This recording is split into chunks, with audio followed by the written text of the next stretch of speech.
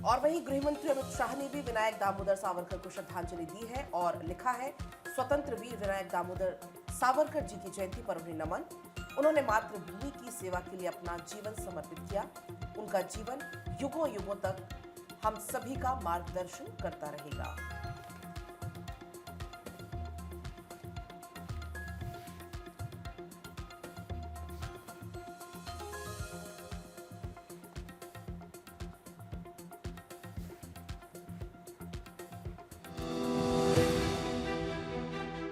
सावरकर का मतलब ही तेज है, सावरकर का मतलब ही त्याग है, सावरकर का मतलब ही बलिदान है, सावरकर का मतलब ही तपस्या है।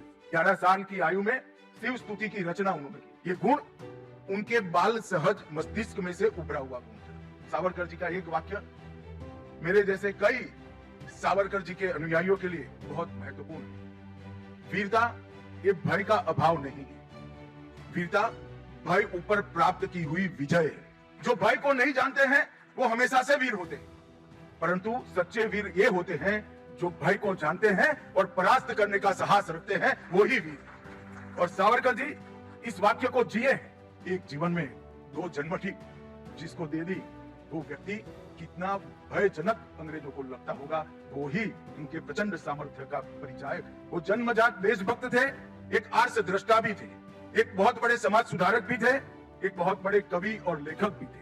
गद्य और पद्य दोनों पर सिद्ध हस्ताता हो ऐसे साहित्यकार बहुत कम है, मगर मैंने सावरकर जी के साहित्य को बहुत अच्छे से पढ़ा है। मैं निर्णय पर ही नहीं पहुंच सकता हूं कि वो अच्छे कवि थे या अच्छे लेखक थे, दोनों में वो उत्कृष्ट थे। वीर सावरकर अकेले ऐसे व्यक्ति थे जिन्होंने सन 57 के स्वतंत्रता संग्राम को विप्लव की जगह स्वतंत्र संग्राम का नामाभिधम कर देश की सच्ची स्पिरिट को आगे।